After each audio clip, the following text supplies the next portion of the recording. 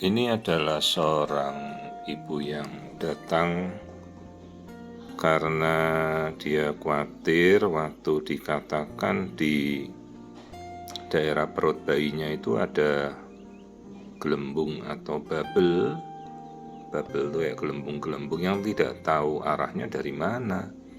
Ini yang kita lihat di perutnya bayi ya, ada 2 gelembung hitam itu. Sementara pasien tidak dirujuk, datang sendiri dan katanya pasien ibu ini, "Dok, saya lihat di penjelasannya dokter itu kalau di YouTube apa di TikTok itu kok ada bayi dengan gelembung itu artinya ususnya ndak nyambung ya. Lah kok malah si ibu yang malah jadi lebih mengerti. Ibu nggak dirujuk ke konsultan veto gitu. Tidak dok, dokter saya hanya menjanjikan untuk suruh pantau saja loh. Permasalahannya ibu kalau sampai melihat di penjelasan saya di video edukasi, kemungkinan arahnya ibu tahu. Ya artinya kan lambung dan ususnya tidak nyambung, penyebabnya kenapa? Pasti air ketubannya bagi bayinya nggak bisa menelan kan? Air ketubannya pasti membanyak, jadi banyak sekali kan? Iya betul air ketubannya berlebihan, tapi tidak ada suatu kelanjutan arahnya kemana.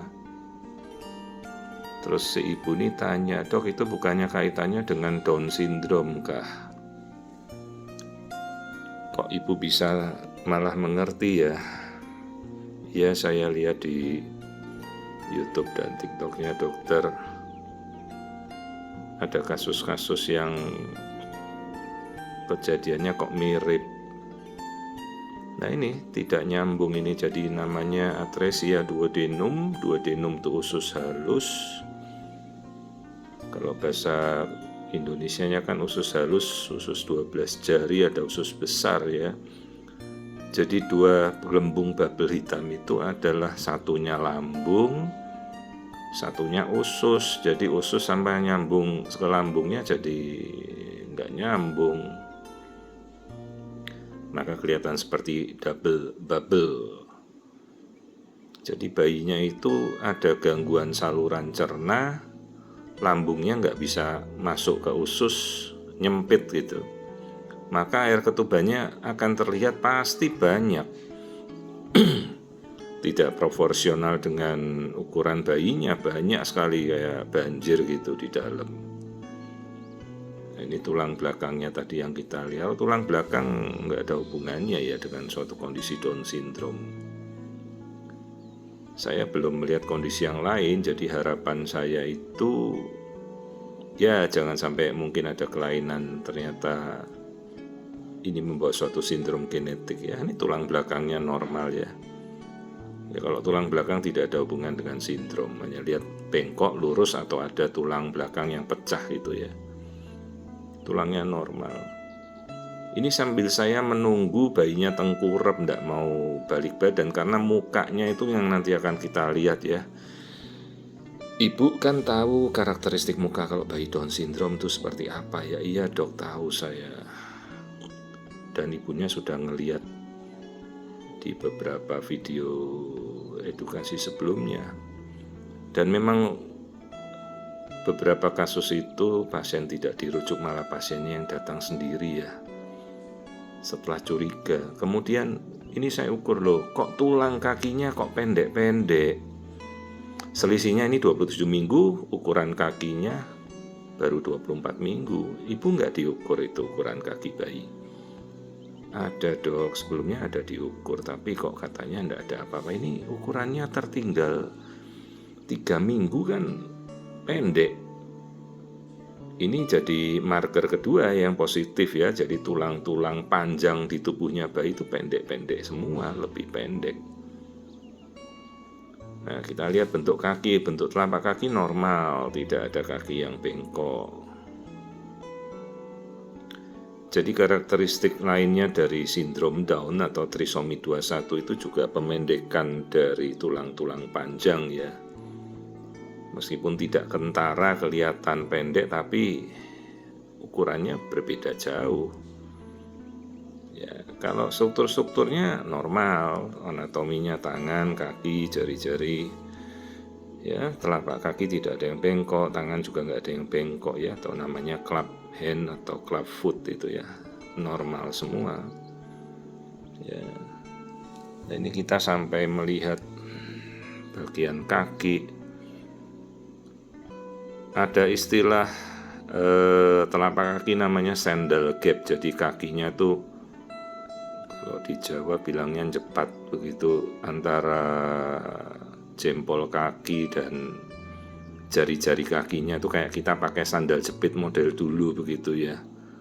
Tapi sulit kalau mau lihat sandal gap sign begitu, tanda-tanda seperti bayi pakai sandal jepit kakinya kebuka. Sulit kalau pakai sandal jepit, kan kaki kita terpisah di sandal jepit itu, namanya sandal gap. Juga termasuk kita melihat tangan yang seperti tangan primata ya, simian crease namanya, garisnya lurus, garis apa sih, garis tangan tuh, garis takdir kita tuh kan harusnya kayak huruf M begitu, tapi sulit ya mau lihat garis tangan bayi Down syndrome tuh garisnya lurus simian crease gitu, dan kaki dan tangannya seperti tangan mencengkram dahan ya, makanya dibilang simian. Itu sulit lagi melihat. Nanti yang kita mau lihat tuh tulang hidung, wajah, dan telinga ya. Telinga biasanya low ear set, telinganya melorot kecil, terus tulang hidungnya absen, dan wajah bayi Down syndrome kan kelihatan khas gitu ya. Ada upslanting palpebra, jadi sudut mata dari mata kita tuh gimana ya ngomongnya ya, kayak orang Mongol. Kayak orang Mongol ya, kayak Kaisar Ming begitu ya. Kelihatan karakteristiknya namanya upslanting palpebra. Sudut matanya melekuk ke atas. Nah, ini saya lagi cari sudut matanya, makanya saya sudah mulai curiga.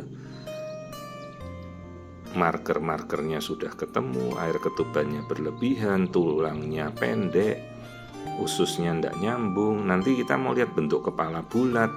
Nah, sekarang saya cari tulang hidung. Nah, begitu ibunya melihat, dokter cari tulang hidung, ketemu enggak dok? Saya jujur ketemu tidak bu, tidak, saya lihat ini tulang hidungnya tidak ada bu, absen. Jadi dokter sudah mengarah ini menuju ke Down syndrome. Iya, tulang hidung kan yang paling menentukan ya untuk kita melihat. Tulang hidungnya tidak ada bu,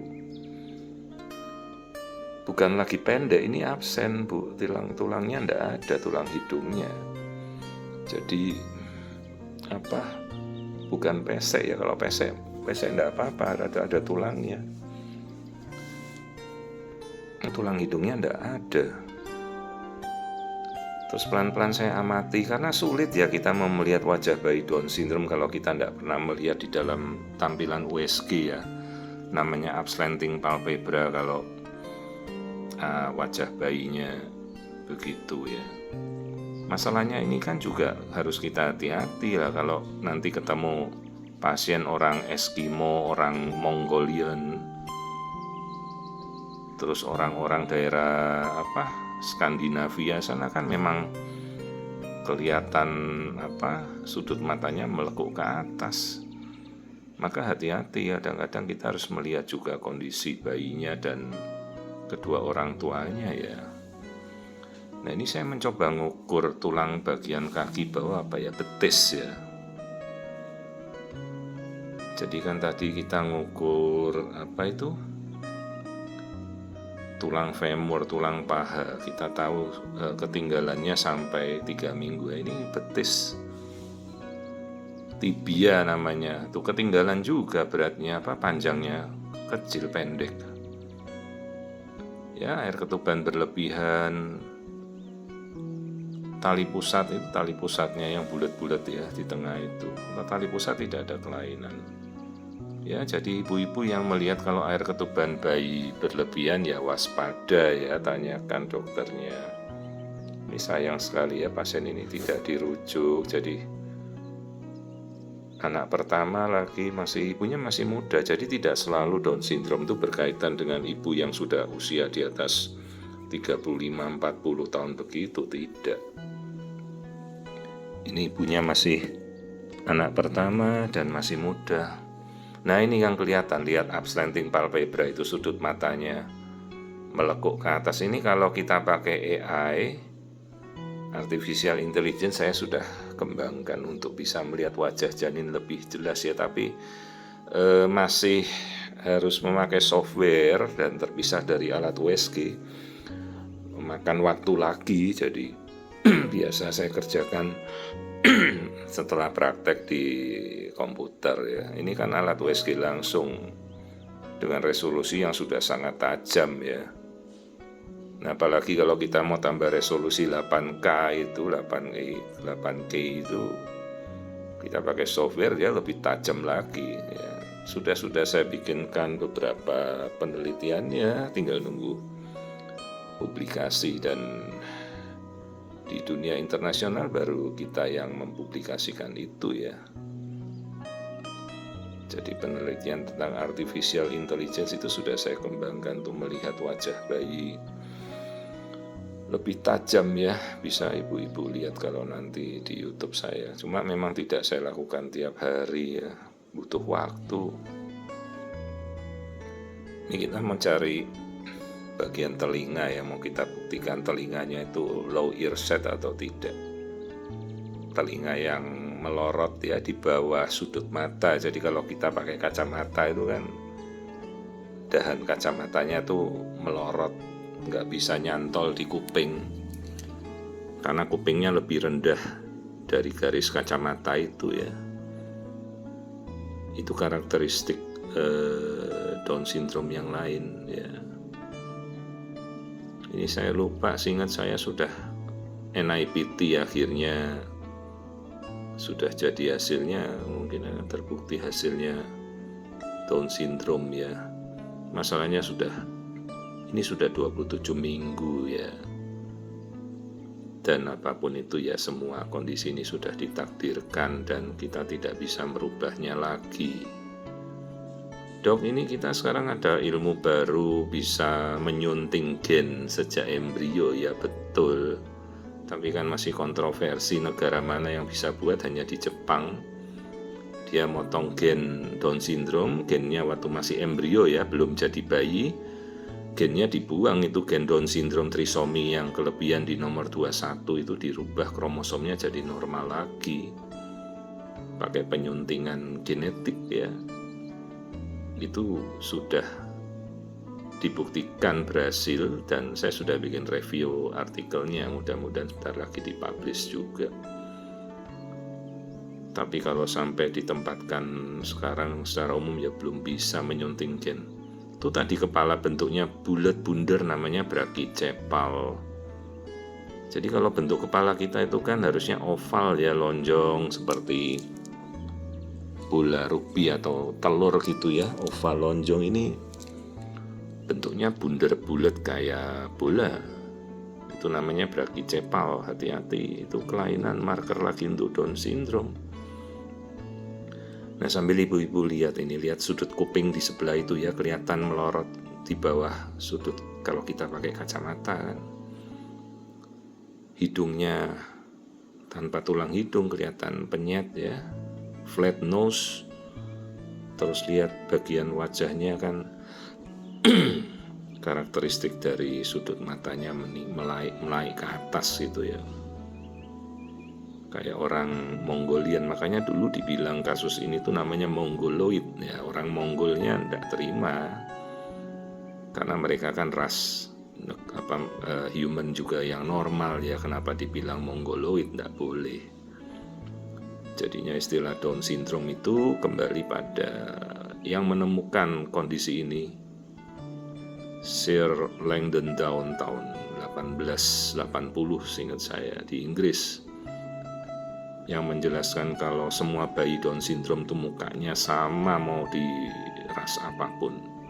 Ya ini yang namanya double bubble, antara lambung dan ususnya itu nyempit. Yang saya tunjuk pakai panah itu, yang namanya antrum pylorus, masuk ke lambung, ususnya nggak nyambung, jadi tersumbat, bubble gitu. Harusnya cuma satu bubble. Jadi antrum pylorus yang masuk dari lambung ke duodenum, usus harusnya nggak sambung.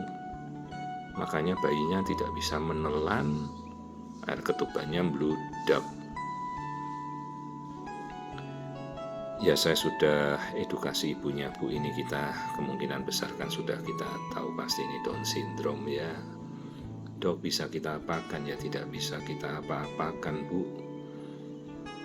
Selain ya ibu mengasuh kondisi janin dengan kondisi Down syndrome yang kita temukan akhirnya ya. Sementara sebelum pemeriksaannya tidak menemukan apa-apa. Jadi bukan masalah 4 dimensi atau tidak ya. 4 dimensi itu hanya alat ya, Bu. Yang pakai siapa harus disertai dengan kompetensi ya. Jadi ibu juga kalau memakai alat 4 dimensi apapun itu ya harus mengerti diperiksa oleh siapa ya. Itu ada kompetensinya dan ada pemberian kewenangan ya. Jadi bukan alat kita bisa beli, tapi siapa yang memakai begitu ya. Jadi sebelumnya dikatakan normal, tidak ada kelainan, tahu-tahu dilihat ada double bubble itu, baru ibunya datang ke saya tanpa dirujuk. Namun ibunya sudah lihat dulu di YouTube, katanya di TikTok atau YouTube-nya Dr. Wiku ada kasus seperti inilah, kok malah si ibunya sendiri yang akhirnya mengalami kasus yang serupa. Dulu yang pertama kasus Down syndrome itu juga di YouTube saya, kemudian ada ibu yang membaca YouTube saya malah di stitch videonya untuk menjelaskan Down syndrome tanpa seizin saya ya. Akhirnya ya saya mulai turun sendiri mengedukasi. Jadi ya harus kita yang memiliki keilmuan itu yang memang mungkin sesuai dengan kompetensinya lah. Boleh mau memakai penjelasan YouTube saya ya tinggal di forward, tapi jangan di dubbing, jangan di stage ya apa adanya. Watermarknya dibiarkan saja. Jadi kalau Anda mau menjelaskan Down syndrome ya tinggal forwardkan saja video ini, jangan di dubbing diganti suara ibu sendiri, kan ibu bukan wewenangnya untuk menjelaskan kasus ini ya. Nah inilah jadi manfaatnya ada ibu yang dalam kandungan bayinya cacat Down syndrome, akhirnya ya terbantu ya, bisa mengetahui anaknya ternyata benar Down syndrome ya kita prihatin ya, tapi untunglah ketahuan dan kita bisa mengedukasi dari awal dan kita cocokkan dari genetika juga ya. Jadi dan ibu-ibu bisa tanya kalau misalnya ada suatu kelainan apapun itu, ini mikrotia telinganya kecil ya, melorot ke bawah, apapun itu, setiap kecurigaan ibu bisa, dok boleh enggak dok saya mintakan dikonsulkan ke feto maternal ya. Hampir di kota-kota besar ya, tidak semua ya, di provinsi itu ada konsultan feto, tapi sekarang sudah tahun 2025 sudah cukup banyak lah, pasti sudah ada mungkin sudah lebih dari 200 konsultan feto maternal tersebar di Indonesia ya. Saya sendiri di wilayah Banten ini saya sudah dari tahun 2006 ya, pertama kali di wilayah Banten dan sampai sekarang ya masih di Banten, Tangerang ya. Karakteristiknya seperti inilah kondisi bayi Down syndrome, low ear set atau telinganya kecil melorot tuh, lihat saya tunjuk Ya, kemudian sudut matanya melekuk ke atas, hidungnya tidak ada tulang hidung, bentuk kepalanya beraki cepal atau bulat, tadi lambungnya tidak nyambung atau double bubble, air ketubannya berlebihan, dan tulang-tulang panjangnya semuanya pendek. Ya, ini namanya low ear set position, microtia, telinganya kecil. Ya, kita sudah mengedukasi, ya mereka sekarang sudah mengerti ya. Ya, mudah-mudahan semuanya terlahir dengan baik. Oh ya, tangan tuh yang tadi kita lihat, tangan menggantung seperti mencengkram dahan, namanya simian crease. Tapi kalau mau melihat garis nasib itu ada yang lurus, itu kita sulit nih. Saya coba melihat, kalau di Jawa tuh namanya Rajah Kolo Cokro, lurus dia. Tapi kalau Rajah Kolo Cokro itu munculnya pada bayi Down syndrome ya, nggak ada lekuannya, mau kita cari sulit sekali ya. Ini tapi tangannya kelihatan simian crease itu tadi ya, inilah kondisi Down syndrome.